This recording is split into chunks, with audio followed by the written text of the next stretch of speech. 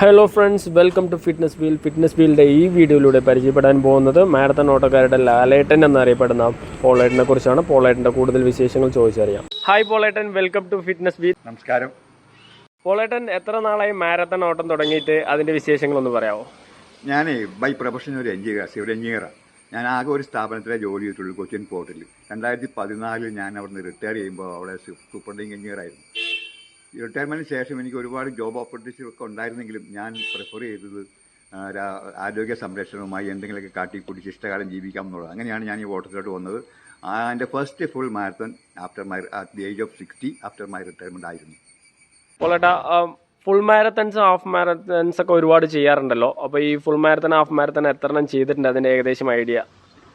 ഞാനിപ്പോൾ 172 full marathon ചെയ്ത് കഴിഞ്ഞു. 173ാമത്തെ ഫുൾ മാരത്തൺ ഞാൻ ഈ കമ്മിങ് സൺഡേ ജർമ്മനിയിലുള്ള ബെർലിൻ മാരത്തൺ ചെയ്യാൻ പോവാണ്. അതുപോലെ തന്നെ ഹാഫ് മാരത്തൺ ആണെങ്കിൽ ഇതുവരെ 427 ചെയ്ത് കഴിഞ്ഞു. 427 എന്ന് പറയുമ്പോൾ 427 ചെയ്ത് കഴിഞ്ഞു. പിന്നെ അൾട്ര ചെയ്യാറുണ്ട്.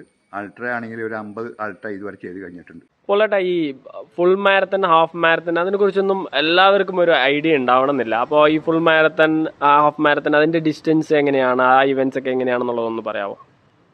മാരത്തൺ എന്ന് പറഞ്ഞാൽ ഫുൾ മാരത്തൺ എന്ന് പറയേണ്ട ആവശ്യമില്ല. മാരത്തൺ എന്ന് പറഞ്ഞാൽ തന്നെ 42.2 കിലോമീറ്റർ, പ്രിസൈസ്ലി 42.195 കിലോമീറ്റർ ഓടുന്നതിനാണ് മാരത്തൺ എന്ന് പറയുക.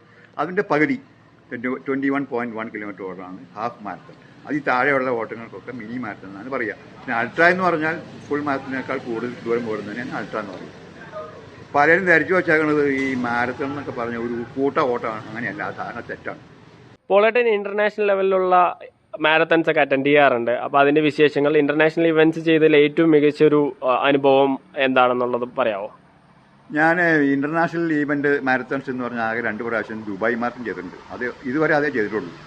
എൻ്റെ ഇപ്പോഴത്തെ ഏറ്റവും ബെസ്റ്റ് ടൈം എന്ന് പറഞ്ഞത് 2023 ഞാൻ ദുബായ് മാരത്തൺ ചെയ്തിട്ടുണ്ടായിരുന്നു. 4 hours and 30 minutes. അതാണ് എൻ്റെ ബെസ്റ്റ് ടൈം. കൂടാതെ ഈ വരുന്ന ഈ സെപ്റ്റംബർ 21 ബെർലിൻ മാരത്തൺ നടക്കുന്നുണ്ട്. ഞാൻ അതിൽ പങ്കെടുക്കാൻ ഉദ്ദേശിക്കുന്നുണ്ട്. അത് ഒരു വലിയ ഈവൻ്റ് ആയിരിക്കും. പോളേട്ടൻ ബെർലിൻ മാരത്തൺ അറ്റൻഡ് ചെയ്യാൻ പോകുന്നുണ്ട്. ബെർലിൻ മാരത്തണിനെ കുറിച്ചുള്ള കാര്യങ്ങളൊന്ന് പറയാമോ? അതായത് നമ്മുടെ വേൾഡ് മേജർ എന്ന് പറയുന്ന 7 സാധനമുണ്ട്.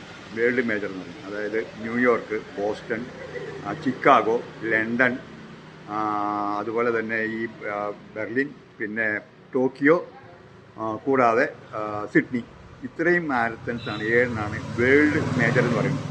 അപ്പോൾ ഒരു വേൾഡ് മേജർ ഓടണം എന്നുള്ള ആഗ്രഹം ഉണ്ടായിരുന്നു, അതിയായ ആഗ്രഹം ഉണ്ടായിരുന്നത് കൊണ്ടാണ് ഞാനിപ്പോൾ അവിടെ ഓടാൻ പോകുന്നത്.